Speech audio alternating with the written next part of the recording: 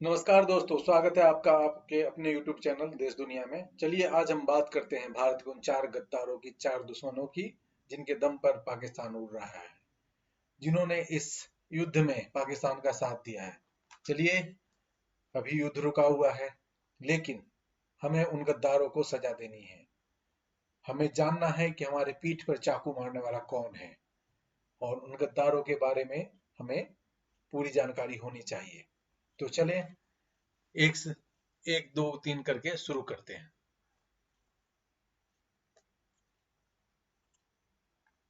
हमारा पहला दुश्मन है चीन। ये इतना बड़ा दुश्मन है कि इसने हमारा हमेशा नुकसान किया है, हमारे पीठ पे वार किया है, हमारी सीमाओं का उल्लंघन किया है। चलिए, इस युद्ध में इसने क्या रायता फैलाया है, पाकिस्तान को क्या सहायताएं दी हैं, थोड़ा मैं डिटेल में बताता हूं आपको।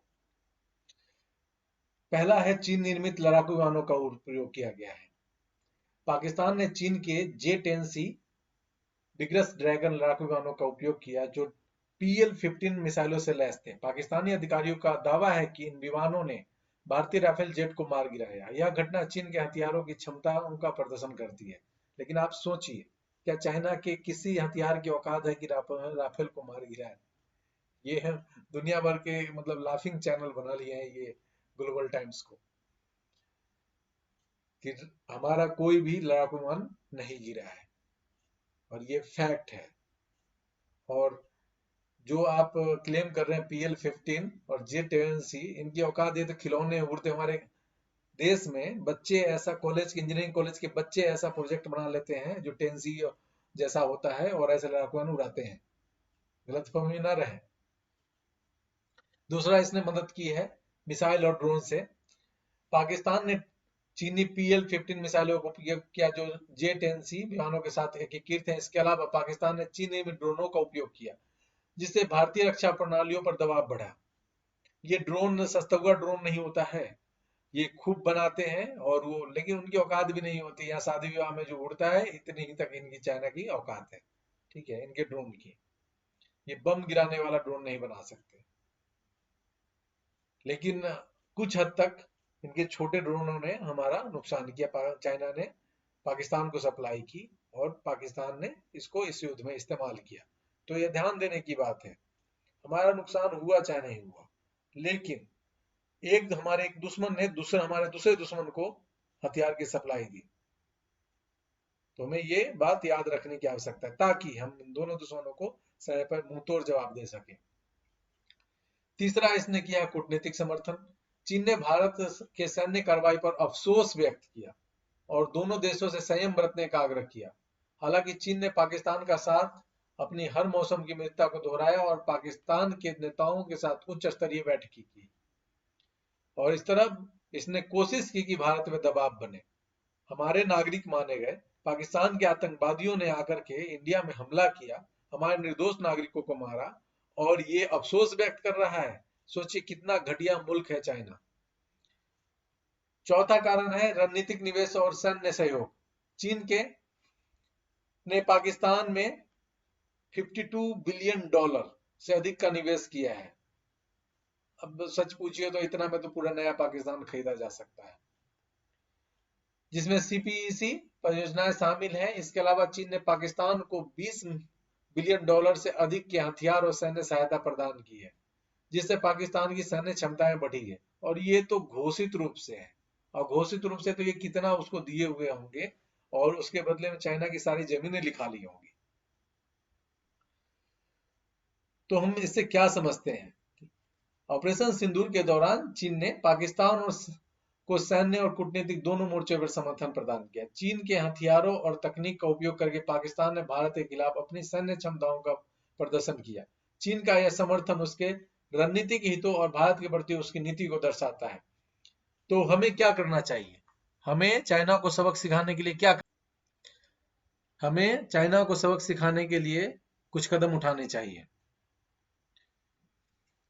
पहला कदम हो सकता है सैन्य स्तर पर आक्रामक मजबूती।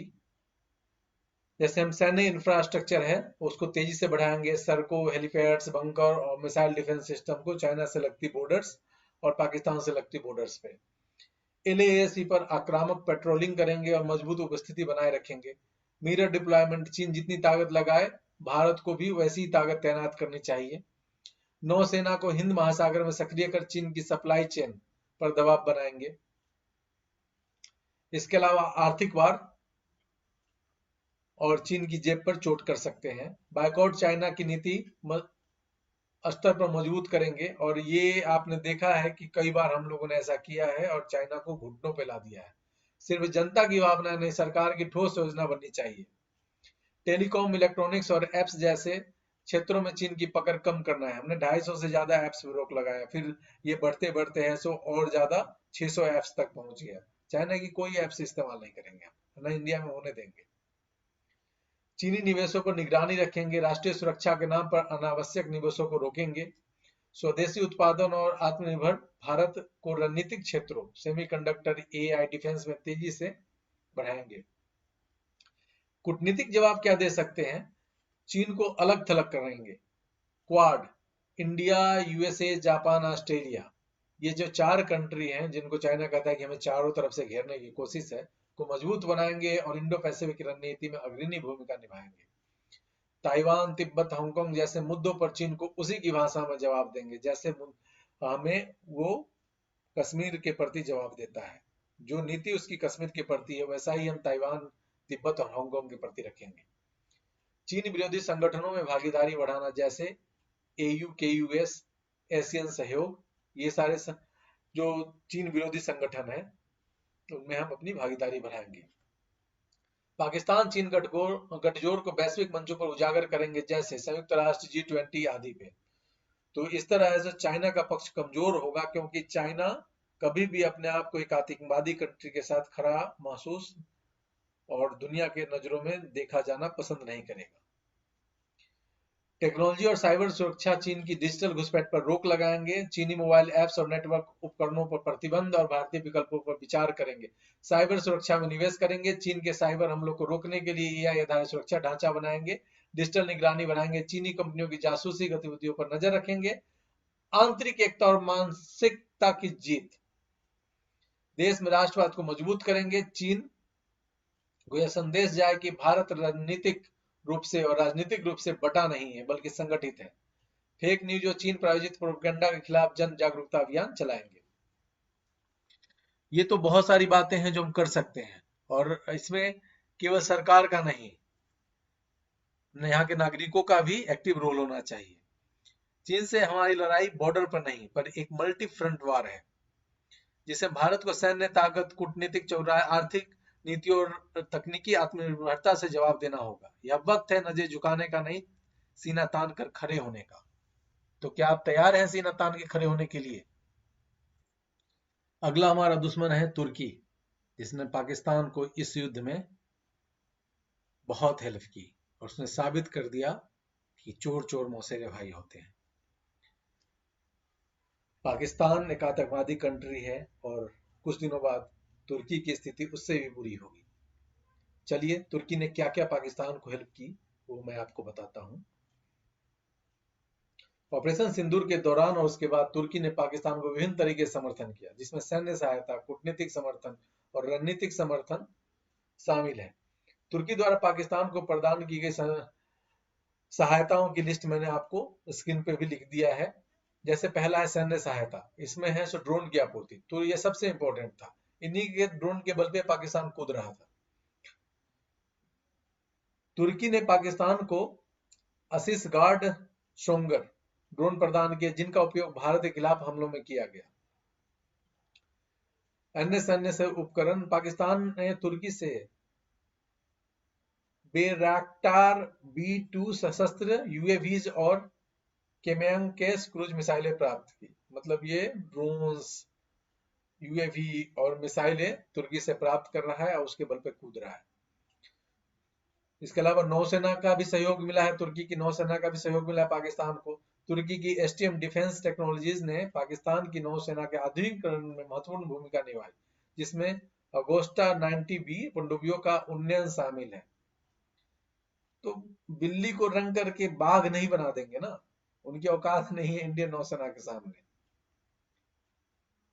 कूटनीतिक समर्थन देख लेते हैं। राष्ट्रपति एर्दोगन की भविष्यवाणी, ये राष्ट्रपति कहना तो मतलब एक तरह से बेवकूफी लगती है, मूर्खता लगता है, क्योंकि ये एक तरह का डिक्टेटर है। वहां फ्री एंड फेयर इलेक्शन होने देता है और वहां की सत्ता पे अपने हिसाब से काबिज है, वहां के कानून बदल देता है, अपने हिसाब से सारा पावर अपने हाथ में ले रखा है। क्या कहा था एर्दोगन ने? तुर्की के राष्ट्रपति रेसेप तैयब एर्दोगन ने पाकिस्तान के प्रधानमंत्री शहबाज शरीफ से बात कर भारत के खिलाफ पाकिस्तान की शांत और संयम नीतियों की सराहना की और तनाव को कम करने में मदद की पेशकश की। सोचिए, हमारे यहाँ हमला किया, हमारे लोगों को मार दिया है और उस तारीफ उसकी कर रहा है। इसके अलावा तुर्की के विदेश मंत्रालय का बयान था, तुर्की के विदेश मंत्रालय ने भारत के सैन्य कार्रवाई की निंदा की और उसे पूर्ण युद्ध के जोखिम के रूप में वर्णित किया। थपड़े थपड़े मारना चाहिए ऐसे कंट्री को। चलिए रणनीतिक सहयोग देख लेते हैं। उच्च स्तरीय रणनीतिक सहयोग परिषद, तुर्की और पाकिस्तान के बीच उच्च स्तरीय रणनीतिक सहयोग परिषद की 7वीं बैठक में दोनों देशों ने अपने रणनीतिक संबंधों को और मजबूत किया। चोर चोर मौसेरे भाई होते ही हैं, थोड़ा और रिलेशन मजबूत कर लिया करो। तुर्की ने ऑपरेशन सिंदूर के दौरान और उसके बाद पाकिस्तान को सैन्य, कूटनीतिक और राजनीतिक रणनीतिक समर्थन प्रदान किया, जिससे भारत की सैन्य क्षमताएं बढ़ी और जिससे भारत की सैन्य क्षमताएं तो नहीं प्रभावित हुई, लेकिन पाकिस्तान की सैन्य क्षमताएं बढ़ी और अंतर्राष्ट्रीय मंचों पे उसे समर्थन प्राप्त हुआ। यह सहयोग भारत के लिए चिंता का विषय है, क्योंकि यह क्षेत्रीय स्थिरता और सुरक्षा को प्रभावित कर सकता है। तो चलिए तुर्की के खिलाफ हम क्या एक्शन ले सकते हैं? हमारे पास विकल्प है और हम लेंगे एक्शन। चलिए देखते हैं कि नागरिक के रूप में और सरकार के रूप में हम तुर्की के खिलाफ क्या एक्शन ले सकते हैं। देख रहे हैं ना, तुर्की क्या बेवकूफी वाली बातें कर रहा है, बेगानी सा मतलब शादी मुल्ला दीवाना। ये क्या लेना देना है तुमको भारत पाकिस्तान से? ना तुमसे हम कुछ खरीदते हैं ना बेचते हैं, विशेष तो तुमसे हमारा कुछ लेना देना है नहीं। हाँ, पाकिस्तान तुमसे हथियार खरीदता है, उसकी सैन्य आपूर्ति का 10% हिस्सा तुम सप्लाई करते हो। इसका मतलब थोड़ी है कि तुम उसकी तरफ से है सो मतलब पट्टा ठोक के लड़ने आ जाओगे। रसिया भी हमें हथियार सप्लाई करता है, लेकिन उसने मोरल सपोर्ट दिया, हर तरह के बयान दिया, जरूरत पड़ने पे हथियार देने का वादा किया, लेकिन वो पाकिस्तान के खिलाफ पट्टा ठोक के लड़ने नहीं आ गया। इसराइल ने पूरा सहयोग दिया, पूरा स्टेटमेंट दिया, लेकिन वो लड़ाकू लेकर के बम नहीं गिरा दिया पाकिस्तान पे। तुम क्यों उसकी तरह से पट्टा ठोक रहे हो? और एक बार में हौका जाओगे दोनों कंट्री। तुम्हारी औकात क्या है भारत के सामने, ये भी तो सोचो। दो बिल्ली मिल करके एक शेर का मुकाबला नहीं कर सकते। चलिए तुर्की का देख लेते हैं कि तुर्की को एज ए नागरिक और एज ए देश हम क्या कर सकते हैं तुर्की के खिलाफ। तुर्की को सबक सिखाने के लिए भारत को सीधे युद्ध नहीं बल्कि स्मार्ट स्ट्रेटेजिक मोर्चों पर काम करना चाहिए। तुर्की कोई सीमा साझा करने वाला देश नहीं है, हमारे से सीमा लगती नहीं है इसकी, लेकिन वो भारत के खिलाफ वैचारिक, कूटनीतिक और रणनीतिक मोर्चों पर जहर घोलने की कोशिश करता है। खासकर पाकिस्तान के साथ मिलकर ऐसे में भारत को तुर्की के को जवाब देने के लिए निम्नलिखित 5 मोर्चों पर हमला बोलना चाहिए। पहला है कूटनीतिक हमला। तुर्की के खिलाफ वैश्विक मंचों पर खुलकर बोले। जब भी उनके खिलाफ कुछ आए तो उसके अगेंस्ट में वोटिंग करना है हम लोग को। जैसे कि संयुक्त राष्ट्र, G20, OIC, कहीं भी है सो वोटिंग की बात हो जाए, स्टेटमेंट की बात हो, तुर्की के अगेंस्ट जाना है। कश्मीर में मुद्दे पर पाकिस्तान का समर्थन करता है तो हम भी उसके कई मुद्दे फंसे हैं उसमें उसके विरोधियों का समर्थन करेंगे। कश्मीर पर तुर्की की बयानबाजी को बेनकाब करेंगे और कहेंगे कि तुर्की अपने कुर्द समस्या को देखे, दूसरों के मामले में दखल न दे। ग्रीस, साइप्रस, अर्मेनिया जैसे तुर्की विरोधी देशों से मजबूत संबंध बनाए।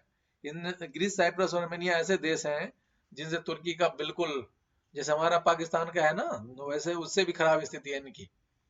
तुर्की को दौड़ा दौड़ा के कूटता है ये लोग, ठीक है। तो हम लोग इनसे अच्छे संबंध बनाएंगे। आर्थिक रूप से चोट कर सकते हैं, जो थोड़ा बहुत तुर्की का कोई कंपनी यहाँ पे कमा उमा रहा है उसको भी नस्तो नाबूद कर दो। भारत को तुर्की के साथ व्यवहारिक संबंध सीमित करने चाहिए, खासकर जब वह भारत विरोधी बयान देता है। मेक इन इंडिया के जरिए भारतीय कंपनियों को तुर्की के विकल्प के रूप में पेश करना चाहिए, जैसे फार्मा, टेक्सटाइल, इंजीनियरिंग। तुर्की के टूरिज्म सेक्टर को नुकसान पहुंचाना चाहिए। भारत से तुर्की जाने वाले टूरिज्म की संख्या कम कर भारत आर्थिक दबाव बना सकता है। एक टूरिज्म वाला कंट्रोल कर सकते हैं, ऐसे और इकोनॉमिक रूप से हमारा व्यापार तो वैसे ही मिनिमम मतलब स्टैंडर्ड पे है, बहुत कम व्यापार करते हैं हम लोग उसके साथ। डिफेंस और इंटेलिजेंस नेटवर्क, तुर्की पाकिस्तान डिफेंस गठजोड़ पर नजर रखनी होगी। भारत को तुर्की में आतंकवादी नेटवर्क और कट्टरपंथी फंडिंग का डेटा जुटाकर अंतर्राष्ट्रीय मंचों पर उजागर करना पड़ेगा। अब पाकिस्तान में हमने घुस के मारा तो ये हो सकता है कि अपना कैंप तुर्की में ट्रांसफर कर दें। तुर्की में ऐसा होता रहा है और वहां पे ट्रेनिंग दिलवाए अपना आतंकवादियों की, और घूम घाम कर वो नेपाल और भूटान और पाकिस्तान किधर से घुस घास के इंडिया में चले आए। तो ऐसा होगा ना तो तुर्की में घुस के मारेंगे।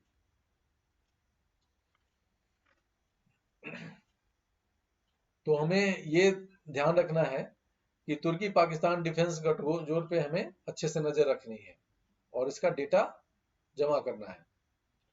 भारत को तुर्की में आतंकी नेटवर्क और कट्टरपंथी फंडिंग में बढ़िया से नजर रखना है। इजराइल और यूए जैसे तुर्की विरोधी मुस्लिम देशों के साथ मिलकर रणनीतिक साझेदारी मजबूत करना होगा। इजराइल तो ऐसे भी इनका दुश्मन है, और एक मुस्लिम कंट्री यूएई जो तुर्की का एकदम जिगरी दुश्मन है, उससे भी हमारा सहयोग अच्छा। ऐसे यूएई और सऊदी अरबिया से हाल के समय में हमारा संबंध बहुत अच्छा हुआ है। तो ये भी एक कारण हो सकता है कि तुर्की का हमसे विरोध का। चलिए, नैरेटिव बार में भी जवाब देना होगा इनको। भारत को तुर्की प्रायोजित प्रोपेगेंडा का जवाब देना होगा। सोशल मीडिया और वैश्विक मीडिया में तुर्की के दोहरे रवैये जैसे कुर्द दमन बनाम कश्मीर हाय हाय को उजागर करना होगा। तुर्की में मानवाधिकार हनन, पत्रकारों की गिरफ्तारी और कट्टर इस्लामिक एजेंडा को इंटरनेशनल मीडिया में हाईलाइट करना होगा।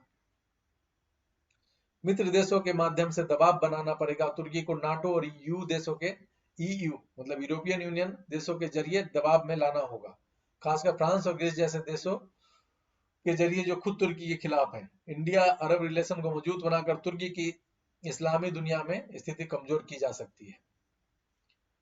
इससे हम निष्कर्ष क्या निकालते हैं? निष्कर्ष ये है कि तुर्की एक छुपा हुआ दुश्मन है जो वैचारिक जिहाद के जरिए भारत के खिलाफ काम करता है। भारत को उसे जवाब देने के लिए आर्थिक, कूटनीतिक और साइकोलॉजिकल मोर्चे पर रणनीतिक वार करना होगा। इसके लिए जनता और सरकार दोनों का सहयोग चाहिए, तभी ऐसा पॉसिबल है। अगला हमारा दुश्मन है मलेशिया। तो मलेशिया ने ऑपरेशन सिंदूर के दौरान और उसके बाद पाकिस्तान को क्या क्या हेल्प की देख लेते हैं। ऑपरेशन सिंदूर के दौरान उसके बाद मलेशिया ने पाकिस्तान को मुख्य रूप से कूटनीतिक समर्थन प्रदान किया। ये थोड़ा सा समझदार है, तुर्की उर्की जैसा बेवकूफ नहीं है। ये समझ गया कि है जो हमको भारत दौरा दौरा के मारा। पिछले बार हमने इनको बहुत कूटा था, इनकी सारी आर्थिक हम इसका तेल खरीदते हैं जिनके घर में दिया जलता है ना। इनसे तेल खरीदते हैं, उससे ये प्रॉफिट कमाते हैं, रोजी रोटी कमाते हैं हमसे, और हम ही पे दबाव बना रहे थे, हमारे अगेंस्ट स्टेटमेंट दे रहे थे, हमारे दुश्मनों को ये अपने आप पनाह दे रहे थे। तो चलिए देखते हैं, पाकिस्तान को मुख्य रूप से कूटनीतिक समर्थन प्रदान करने वाला ये मलेशिया कितना खतरनाक है। मलेशिया ने प्रत्यक्ष सैन्य सहायता नहीं दी है, लेकिन उसके बयानों और रुख ने पाकिस्तान को अंतर्राष्ट्रीय मंच पर नैतिक समर्थन प्रदान किया है। मलेशिया द्वारा पाकिस्तान को प्रदान की गई सहायता देख लेते हैं। कूटनीतिक समर्थन है। प्रधानमंत्री अनवर इब्राहिम का बयान। मलेशिया के प्रधानमंत्री अनवर इब्राहिम ने पाकिस्तान के प्रति पूर्ण समझ व्यक्त की और स्थिति के शीघ्र शांतिपूर्ण समाधान की आशा जताई। उन्होंने किसी प्रकार की हिंसा की निंदा की और एक स्वतंत्र और पारदर्शी जांच का समर्थन किया। यहाँ सोचिए, हमारे यहाँ जो पाकिस्तानी आतंकवादियों ने घुस के मारा, कई लोग कहते हैं भैया आप क्यों कह रहे हैं पाकिस्तान, कैसे प्रूफ हुआ? क्योंकि इसकी जिम्मेदारी पाकिस्तान के संगठन ने ले ली है, ठीक है। और वो पाकिस्तान का संगठन है, इसको अंतरराष्ट्रीय मंच पे यूएन में सिक्योरिटी काउंसिल ने पाकिस्तान ने माना है कि वो लश्कर तैयबा का फ्रंट है, और उसका नाम उसने सिक्योरिटी काउंसिल के स्टेटमेंट से निकलवाया है। तो वो पाकिस्तान आधारित संगठन ने इसकी जिम्मेदारी ले ली, तो इसलिए हम कहते हैं पाकिस्तानी आतंकवादी। और इसके बारे में इन्होंने कुछ नहीं कहा इब्राहिम जी ने। अनवर इब्राहिम जो मलेशिया का प्राइम मिनिस्टर है, सोचना चाहिए इसको। ये प्राइम मिनिस्टर किसी कंट्री का, अपने आप को डेमोक्रेटिक कंट्री कहते हैं ये लोग, तो इनको यहाँ पे जो हत्या है उसके बारे में कोई स्टेटमेंट नहीं दिया, और पाकिस्तान से बात कर उनको सपोर्ट किया, और किसी भी तरह की हिंसा की, उनको क्लियर रूप से आतंकवादी घटनाओं की निंदा करनी चाहिए थी, उन्होंने ऐसा नहीं किया और पाकिस्तान को सपोर्ट किया। अंतर्राष्ट्रीय मंचों पे इनका रुख देख लीजिए, संयुक्त राष्ट्र और अन्य मंचों में मलेशिया ने भारत के खिलाफ प्रत्यक्ष बयानबाजी से परहेज किया है, क्योंकि पिछली बार तेल वाला मार जो मारे थे हम लोग, तेल ही खरीदना बंद कर दिए थे, पामलिन ऑयल। लेकिन पाकिस्तान के दृष्टिकोण को समझने और समर्थन करने का संकेत दिया है। इससे क्या निष्कर्ष निकलता है? मलेशिया ने ऑपरेशन सिंदूर के दौरान पाकिस्तान को प्रत्यक्ष सैन्य सहायता नहीं दी, लेकिन कूटनीतिक स्तर पर उसके समर्थन ने पाकिस्तान को अंतर्राष्ट्रीय मंचों पर नैतिक बल प्रदान किया। यह समर्थन भारत के लिए चिंता का विषय हो सकता है, क्योंकि यह क्षेत्रीय स्थिरता और सुरक्षा को प्रभावित कर सकता है। तो चलिए हम पाकिस्तान को सबक सिखाएंगे ही, साथ ही साथ मलेशिया को सबक सिखाने के लिए हम क्या क्या कर सकते हैं, एक नागरिक के रूप में और एक देश के रूप में, देखते हैं। देखिए, सबक सिखाना जरूरी है, क्योंकि देखिए दुश्मन को पालना नहीं चाहिए। बुजुर्ग लोग कह के गए हैं कि 3 चीजें कभी भी अधूरी नहीं छोड़नी चाहिए: दुश्मनी, आग, ठीक है, और कर्ज। इनमें से कुछ भी अधूरी छोड़ोगे तो बढ़ के बहुत एक दिन तुम्हें नुकसान कर देगा। आग छोड़ दोगे, घर में आग लग जाएगा। दुश्मनी छोड़ दोगे तो आज छोटी दुश्मनी जो बढ़ के बहुत बड़ी हो जाएगी, कल तुम्हें उसका नुकसान उठाना पड़ेगा। और कर्ज छोड़ दोगे तो वो उसका इंटरेस्ट जुड़ जुड़ के बहुत हो जाएगा, तुम्हें घर बेच के चुकाना होगा। तो इसने दुश्मनी की है, तो हमें इसका जवाब देना चाहिए, ताकि अगली बार ऐसी सिचुएशन कभी भी आए तो कोई भी हमारे खिलाफ बोलने से पहले 100 बार सोचे कि इंडिया के अगेंस्ट मुंह नहीं खोलना है। ठीक है, या तो हमारा सपोर्ट करो इंडिया का, या फिर शांत होके कोने में बैठो। हम 125 करोड़ हैं, याद रखिए, हम किसी को भी घुटने पे ला देंगे। ठीक है, हमारे पास इतना कंज्यूमर पावर है, इतनी आर्थिक शक्ति है कि दुनिया का मार्केट है। हम जिस कंट्री का कुछ भी एक भी चीज लेने से इनकार कर दें, वो कंट्री फेल हो जाएगी, वो कंट्री बर्बाद हो जाएगी। चाइना को दिखा चुके हैं हम लोग। तो चलिए देखते हैं मलेशिया को सबक सिखाने के लिए क्या कर सकते हैं।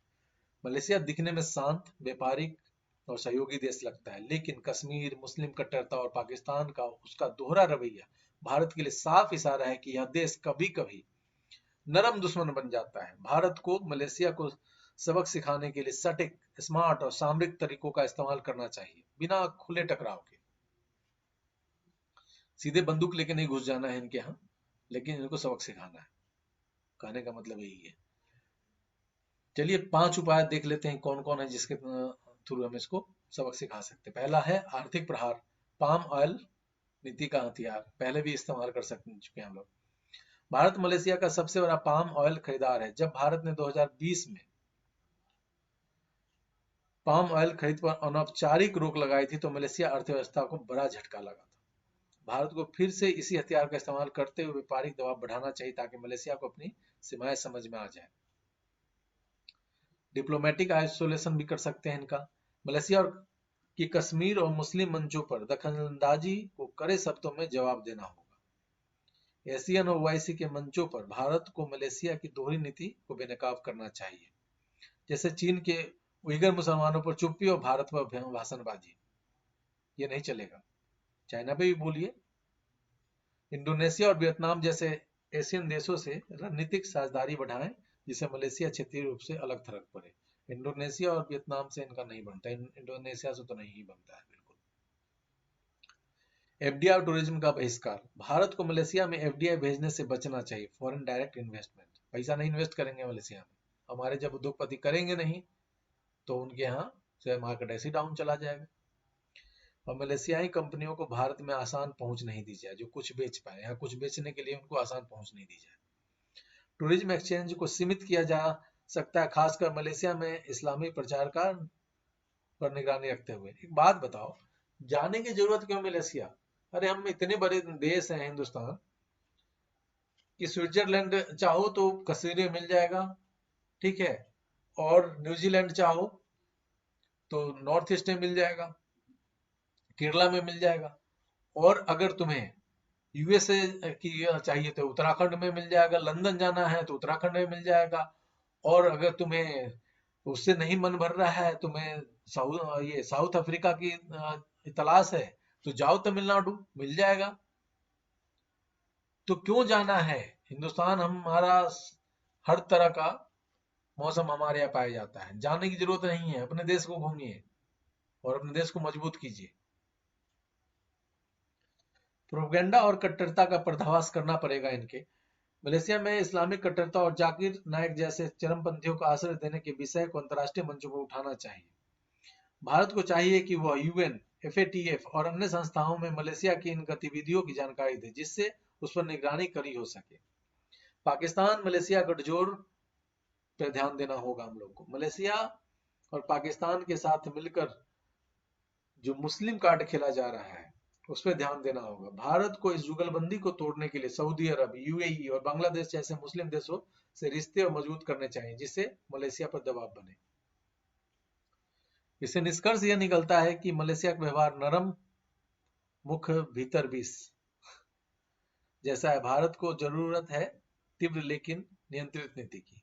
यहां हम आर्थिक और कूटनीतिक हथियार से मारे, लेकिन सीधा युद्ध न करें। ठीक है? तो एज ए नागरिक आपका जिम्मेदारी बनता है बायकॉट चाइना, बायकॉट तुर्की, बायकॉट मलेशिया, इनके प्रोडक्ट नहीं खरीदेंगे। और as a country, as a सरकार का ये जिम्मेदारी बनता है कि वहां की कंपनियों को आसान एक्सेस न दे सामान बेचने के लिए, और यहाँ से एफडीआई मलेशिया न जाए। साथ में पॉमलिन ऑयल वगैरह हम न खरीदें। चाइना का मैं बता ही चुका हूं। चलिए देखते हैं अगला कौन सा कंट्री है जो हमारा दुश्मन है। अजरबैजान, पता नहीं किस बात का इनको बुरा लग गया है, हमारे पीछे पड़े हुए हैं, इनकी औकात कुछ है नहीं। कितना कूदोगे बिल्ली सिर पे, एक पंजा मार देगा किस कोने में है सो दुबक जाओगे, खत्म हो जाओगे। अजरबैजान, तुम्हारी क्या औकात है? सेब बेच करके तुम इतना कमा लोगे कि हमसे मतलब फरियाने के लिए एकदम फारा भीर करके आ गए हो। चलिए देख लेते हैं अजरबैजान क्या क्या मदद किया है पाकिस्तान को ऑपरेशन सिंदूर के दौरान और उसके बाद। अजरबैजान के लिए कह सकते हैं नया दुश्मन पुरानी चालें, विस्तार से और ज्यादा आक्रामक। पता नहीं क्यों, चलिए देखते हैं कि क्या इसको, क्या मन में इसका है, क्या चल रहा है। एक ऐसा देश जिसे भारत ने शायद कभी सीरियसली नहीं लिया, लेकिन अब वो दुश्मनों की लाइन में खड़ा हो चुका है। नाम है अजरबैजान, तुर्की का छोटा भाई। तुर्की के बहुत पास है ये, देखिए मैंने दिखाया है, नजदीक ही है। पाकिस्तान का नया यार और भारत का चुपचाप बनता विरोधी। देखते हैं, इन्होंने एक नई रणनीतिक जोड़ी बना ली है। पाकिस्तान अजरबैजान नई रणनीतिक जोड़ी बना ली है इन्होंने, और इन्होंने पाकिस्तान को खूब समर्थन दिया कूटनीतिक रूप से।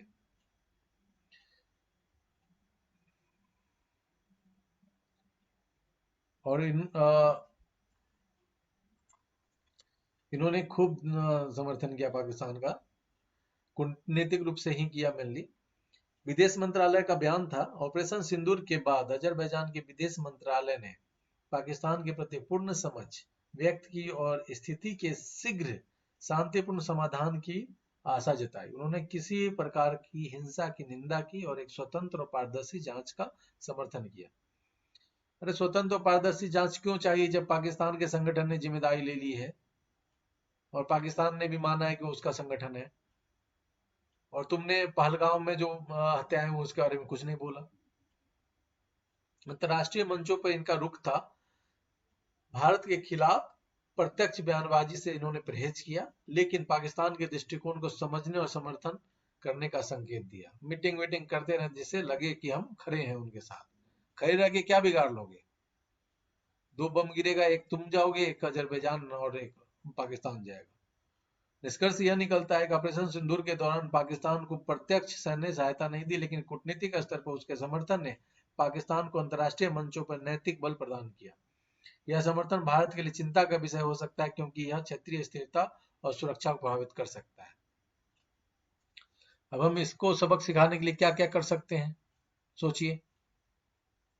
देखिए, अजरबैजान भले ही एक छोटा देश हो, लेकिन अब यह तुर्की पाकिस्तान इस्लामिक गठजोड़ का हिस्सा बन चुका है और भारत के खिलाफ चुपचाप जहर घोलने लगा है, चाहे कश्मीर पर पाकिस्तान का समर्थन हो या भारत विरोधी मंचों पर सुर मिलाना हो। अजरबैजान एक नया लेकिन खतरनाक मोहरा बन चुका है, भारत को इसे हल्के में नहीं लेना चाहिए। इसको सबक सिखाने के 5 तरीके हो सकते हैं। पहला देखिए, कूटनीतिक स्तर पे इन्होंने कहा है, तो पाकिस्तान के समर्थन में कूटनीतिक स्तर पे हम लोग क्या कर सकते हैं।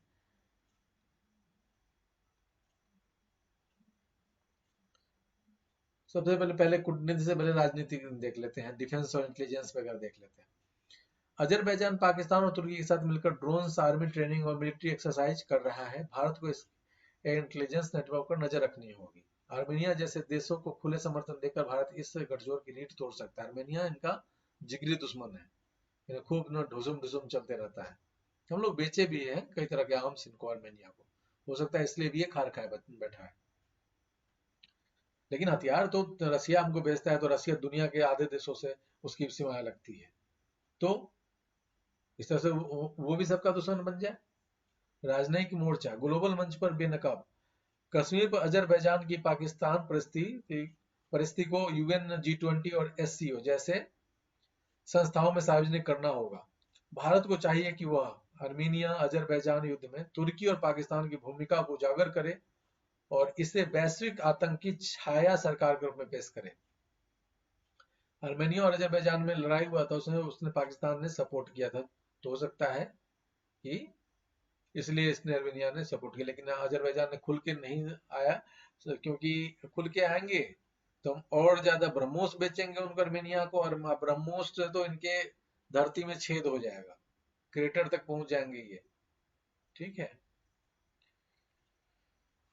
ड्रोन टेक्नोलॉजी और डिफेंस सप्लाई पर हमला करेंगे। अजरबैजान को तुर्की पाकिस्तान से ड्रोन मिलता है, भारत को इसका मुकाबला करने के लिए आर्मेनिया और सेंट्रल एशिया देशों को ड्रोन टेक्नोलॉजी सप्लाई करनी चाहिए ताकि अजरबैजान को सामरिक नुकसान हो। इजरायल जैसे देशों के साथ डिफेंस प्रोजेक्ट्स तेज करने चाहिए। भारत अजरबैजान को उसके सहयोगियों से अलग थलग कर सकता है। तेल और व्यापार पर दबाव, भारत अजरबैजान से तेल और ऊर्जा के आयात में विविधता ला सकता है और इसके विकल्प खोज सकता है, जिससे अजरबैजान की अर्थव्यवस्था पर असर पड़े। कुछ खरीदते हैं अभी हम लोग, फिर से उस पर कंट्रोल करना होगा, उसका विकल्प ढूंढना पड़ेगा। बायलेटरल ट्रेड में सख्ती और स्क्रूटनी बढ़ाकर भारत दबाव बना सकता है। नेटिव बार और सोशल मीडिया पर जवाब देना पड़ेगा। सोशल मीडिया और न्यूज प्लेटफॉर्म पर अजरबैजान की पाकिस्तान परिस्थिति को उजागर करना पड़ेगा। भारत समर्थक डिजिटल सेना को अजरबैजान की ड्यूअल पॉलिसी और आर्मेनिया युद्ध अपराधों पर दुनिया का ध्यान खींचना होगा।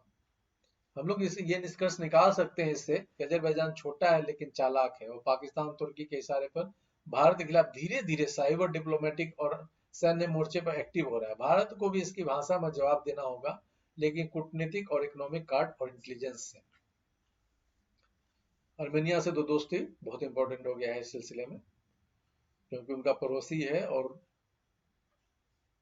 इसके गले में वही है, सो बिल्ली के गले में घंटी बांधेगा, अजरबैजान के गले में आर्मेनिया बांधेगा घंटी। और इनके साथ ही मैं कह देना चाहता हूं कि चाहे कितने भी दुश्मन आ जाएं, लेकिन जब 125 करोड़ भारतीय हम एक हैं, तो वो दुश्मन हमारा कुछ भी नहीं बिगाड़ सकते।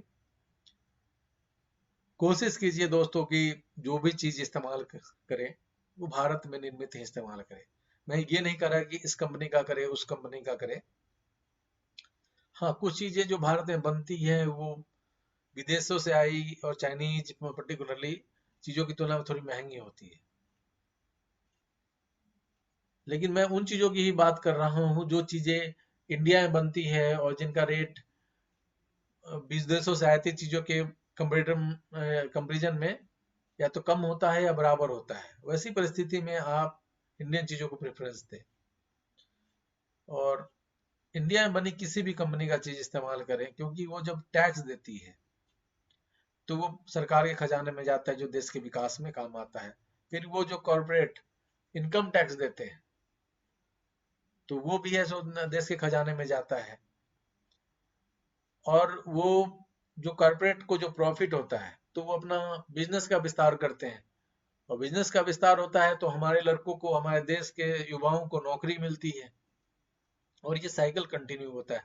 और नौकरी मिलती है तो उनके पास पैसा आता है, वो फिर एक्सपेंड करते हैं, वो खर्च करते हैं तो फिर से वो पैसा कैपिटलिस्ट के पास जाता है, इंडस्ट्रियलिस्ट के पास जाता है, उद्योगपतियों के पास जाता है, वो अपना व्यापार बढ़ाते हैं, फिर से नौकरी क्रिएट होती है, फिर से पैसा आता है, और साइकिल कंटिन्यू होता रहता है। तो कोशिश कीजिए कि जो हमारा देश का पैसा हमारे देश में ही रहे। धन्यवाद। धन्यवाद। जय हिंद। जय हिंद दोस्तों।